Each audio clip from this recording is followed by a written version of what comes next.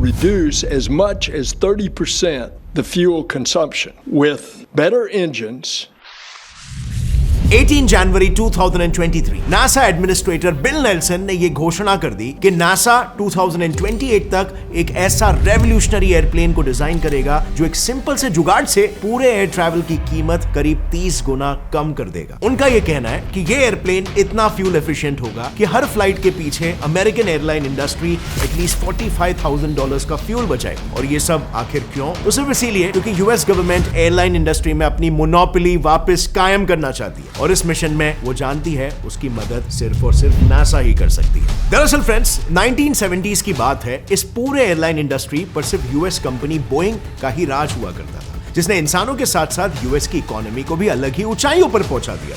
पर जैसे ये बात यूरोपियन कंट्रीज को पता चली, उन्होंने यूएस की इस मोनोपोली को चैलेंज करने के लिए अपना एक यूनियन बनाना शुरू कर दिया। इस यूनियन में फ्रांस, स्पेन, जर्मनी और ब्रिटेन थे। ये 4 यूरोपियन कंट्रीज जिन्होंने मिलकर अपने तरफ से भी एक कुशल दावेदार को मार्केट में उतारा। इस दावेदार का नाम था एयरबस। यानी कि अब एक तरफ बोइंग था जिसे अकेले यूएस गवर्नमेंट सपोर्ट कर रही थी, तो वहीं पर दूसरी तरफ एयरबस था जिसे एक साथ 4 देश चला रहे थे। अब इससे हुआ ये, एयरबस ने इंडस्ट्री में कदम रखते ही सिर्फ 10 सालों के अंदर दुनिया के नंबर 1 एयरलाइन कंपनी बोइंग से उसके सर का ताज छीन लिया और यूएस को वहां पर हिट किया, जहां पर सबको पता है उसे सबसे ज्यादा दर्द होता है उसके ईगो पर। फिर क्या था? यूएस ने वही किया जो वो अपने ओपोनेंट्स के साथ करता है, गिविंग बैक अ डिसप्रपोर्शनेट या सिंपली जरूरत से बड़ा रिस्पॉन्स। मिसाल के तौर पर सबको पता है उसने अर्ली 90s में पूरे यूएसएसआर को टुकड़ों में बांट दिया था, लेकिन फिर भी उसने रशिया का पीछा नहीं छोड़ा। उसने रशियन नेबरिंग कंट्रीज के साथ मिलकर एक नया ऑर्गेनाइजेशन ही खड़ा कर दिया by the name of NATO. यानी कि इससे आप काइंड ऑफ समझ सकते हो हिस्टोरिकली यूएस का माइंडसेट क्या रहा है और वो किसी भी सिचुएशन पर कैसे रिएक्ट करता है। सो जैसे यूएस को ये पता चला कि अब यूरोप एयरलाइन इंडस्ट्री में नंबर 1 बन चुका है, उसने उन यूरोपियन गवर्नमेंट्स पर एयरबस को अनफेयर सपोर्ट देने का इल्जाम लगा दिया।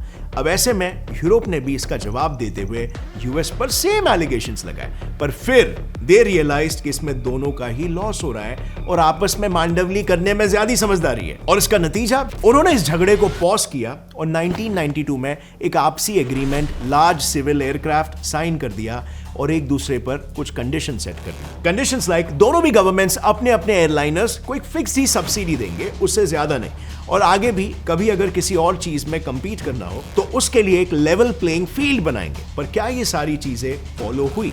वेल अनफॉर्चुनेटली जहां पर एक तरफ यूएस इस एग्रीमेंट को ईमानदारी से फॉलो कर रहा था, वहीं पर दूसरी तरफ हमारे यूरोप के फैंटास्टिक 4 अब भी एयरबस को अनफेयर सपोर्ट दे रहे थे। इन शॉर्ट यूएस के साथ धोखा हो रहा था। पर फिर क्या था? जैसे यूएस को इस बात के बारे में पता चला, उसने यूरोप के खिलाफ सीधा वर्ल्ड ट्रेड ऑर्गेनाइजेशन में ही केस फाइल कर दिया। And what followed is that WTO ने इस पूरे मैटर पर अपनी एक जांच कमेटी बिठाई और ढूंढ निकाला कि यूएस का अंदाजा सही था। यूरोपियन गवर्नमेंट्स एक्चुअल में अपने एयरबस को ऐसे लोन्स दे रही थी जिन पर उसने कोई इंटरेस्ट नहीं भरना था। अब यूरोप के इस प्रूफ चीटिंग के बाद यूएस ने इस मैटर को अपने नाक पर ले लिया। उसने अपने बोइंग को सपोर्ट करने के लिए सीधा उसे अपने ट्रम्प कार्ड नासा के पास भेज दिया।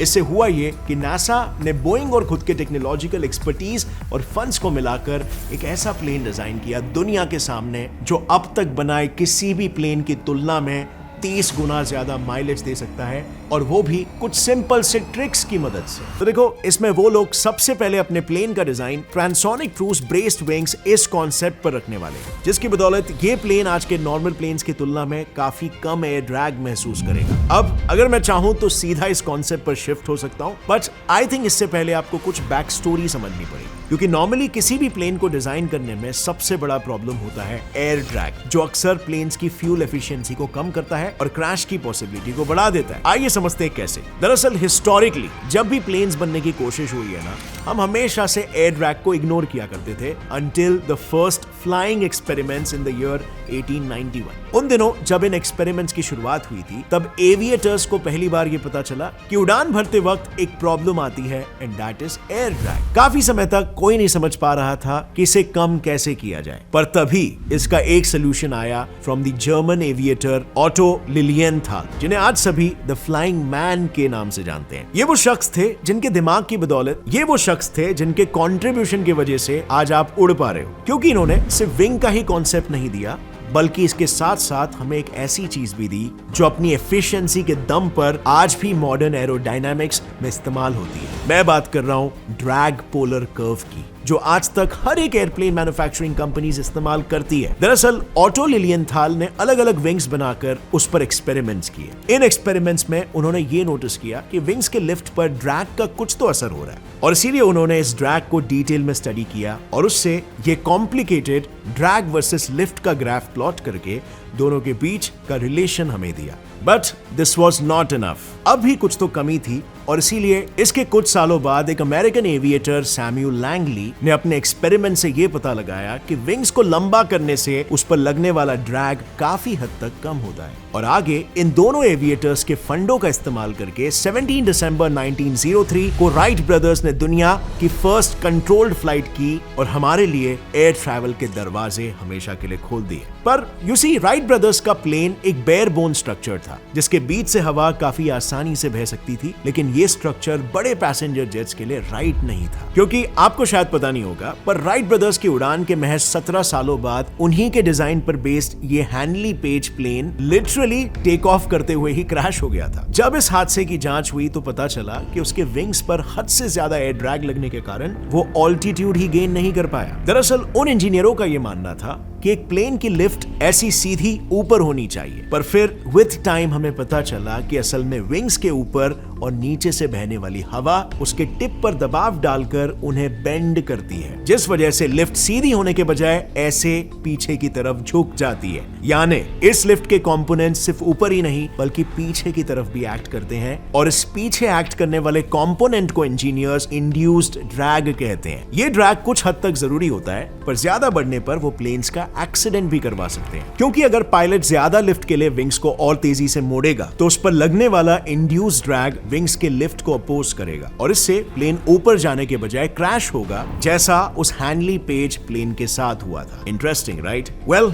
ये तो हुई सिर्फ आधी कहानी। उन दिनों प्लेन्स के विंग्स का एरिया भी ज्यादा हुआ करता था, यानी जब हवा उनसे टकराती तो फ्रिक्शन की वजह से पैरासिटिक ड्रैग बनता जो उसकी स्पीड पर असर डालता। यानी इंजीनियर्स को अब दो ड्रैग से निपटना था। सो सबसे पहले इंड्यूस्ड ड्रैग को कम करने के लिए उन्होंने विंग्स को लंबा किया। इससे हुआ ये कि लंबे विंग्स के टिप्स छोटे विंग्स के मुकाबले दूर होने से प्लेन में इंड्यूस्ड ड्रैग का इफेक्ट कम हो गया, और पैरासिटिक ड्रैग से निपटने के लिए उन्होंने विंग के फ्रंट को एक पियर शेप दिया। अब इस शेप की वजह से ज्यादातर हवा उसके फ्रंट से टकराकर ऊपर चली जाती थी, यानी हवा का विंग्स के साथ कम से कम कांटेक्ट होता था, जिस वजह से फ्रिक्शन और इन टर्न पैरासिटिक ड्रैग कम हो गया। सिंपली स्पीकिंग फ्रेंड्स, जितने लंबे और पतले विंग्स उतना कम ड्रैग, और इसी के बेसिस पर जो आज विंग्स का length to width ratio set है उसे हम एस्पेक्ट रेशियो कहते हैं। इस एस्पेक्ट रेशियो का फंडा बस इतना है कि किसी भी एयरलाइनर कंपनी को अपने प्लेन्स का लेंथ टू विड्थ रेशियो इसके अंदर रखना होगा फॉर ऑप्टिमम एफिशिएंसी,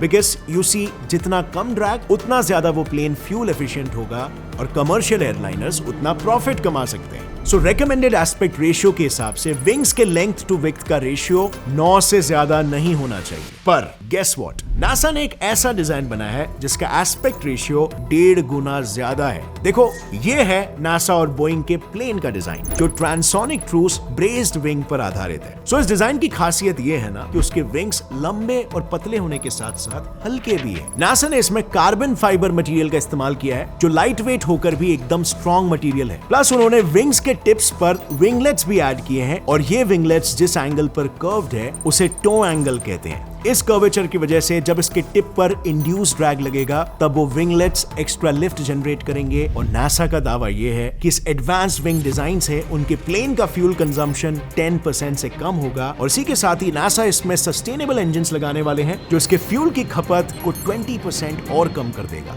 यानी कुल मिलाकर ये प्लेन एक आम प्लेन के मुकाबले 30% तक कम फ्यूल यूज करेगा, और इकोनॉमिकली हर किलोलीटर फ्यूल पर करीब $300 बचाएगा। इसका मतलब फ्रेंड्स समझ रहे हो, बोइंग हर 10 घंटे की फ्लाइट जो यूजुअली 150 किलोलीटर फ्यूल जलाती है उस पर एयरबस के मुकाबले करीब $45,000 बचाएगा। यानी सिंपली कहूं तो एयरबस को यहाँ पर चेकमेट कर दिया गया है, at least for the time being. खैर, नासा ना एयर ट्रैवल को और फास्ट बनाने के लिए एक सुपर क्वाइट सुपरसोनिक प्लेन भी बना रहा है। इस प्लेन की खासियत ये होगी कि वो बिना बड़े बड़े सोनिक बूम्स की आवाजें पैदा करके सुपर सोनिक से भी ज्यादा तेज स्पीड से ट्रैवल कर सकता है। अगर आपको जानना है कि वो टेक्नोलॉजी क्या है और वो कैसे दुनिया को बदल रही है, click over here and check out that video. Complete video मैंने बनाया और इस पर्टिकुलर वीडियो से फ्रेंड्स अगर आपको कुछ भी नया सीखने मिला तो एक लाइक जरूर ठोकना। Get set fly science channel को भी सब्सक्राइब कर लो और बेल नोटिफिकेशन दबाओ ताकि आगे आने वाली हमारी कोई भी वीडियो की अपडेट आप मिस ना कर सको। See you next time. Till then as always stay curious, keep learning and keep growing. जय हिंद।